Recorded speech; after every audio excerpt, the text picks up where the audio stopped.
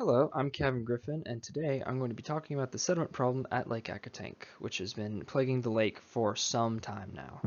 My goal with this presentation is to help everyone here get at least a basic understanding of what's been going on at the lake and what we can do to fix it.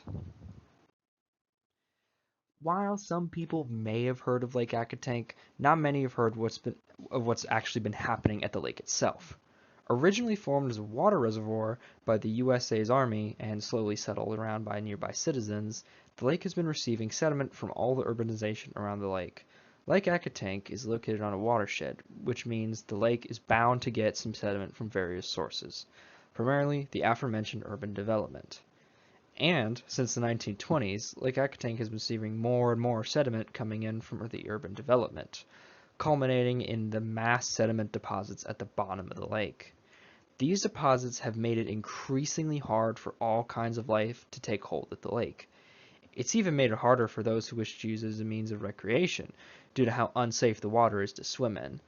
Though the lake has been dredged a few times between 1985, 2008, and 2016, the sediment keeps coming in from all the urban development. And some of the effects of the problem, while some of them may be pretty obvious, such as not being able to motorboat on the lake due to the extremely shallow water, the lake also forms various sediment islands, islands made up of huge deposits of sediment that have breached the surface. But there are also less obvious results that could eventually come to fruition, such as if the lake is allowed to keep taking in 20,000 cubic yards of sediment a year. Firstly, the various native species would be without a home, which would lead to a very, very sharp decline in Fairfax's biodiversity. And that could lead to even further problems regarding the ecosystem around Fairfax. The second major problem that could happen is that the sediment could end up clogging up other water systems around the lake itself. If I remember correctly, Lake Accotink has many small rivers and streams leading into the lake itself. If Lake Accotink were to get overrun with sediment, the various other waterways could very well be next.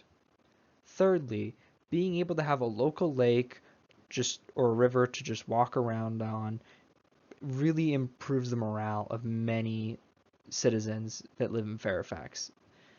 And the loss of Lake Accotink would mean a lot less traffic in the area, which could lead to potential economic losses, but the citizens of the local park would hopefully prevent that from happening, as the lake is extremely important to them.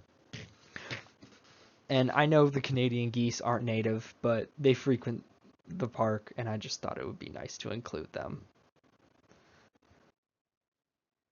But what we can do, however, is while Lake Accotink survival is primarily resting upon the government's shoulders, which is something definitely to be worried about, there are still a couple things that the average citizen can do to help boost the chances of the lake surviving, if only just a little bit. For starters, going to your local government and voicing your opinion is the first way some people believe they could help. Even though the local government officials were elected, not letting them forget is the least you can do, and it's one of the best ways to help Lake Accotink and to keep it relevant. The second major way that you can help Lake Accotink is by helping attend the Lake Accotink cleanups. And there are plenty of trails around that area that show when and where it's going to be. Usually it's every first of the month. And here's what I hope you should have taken away. Many citizens living in Fairfax believe that Lake Accotink is part of their home, and as most people should, they believe they should help keep their home nice and safe. Despite all the sediment coming in from urbanization, potential habitat loss, and the loss of various local species, many people still put effort into the lake, whether it be politically or by simply cleaning up around the lake. While the effects of the sediment coming in may be catastrophic for the lake, the potential future dredges and a task force to help monitor the situation at Lake Accotink could at least help extend the lifetime of the lake a little bit more.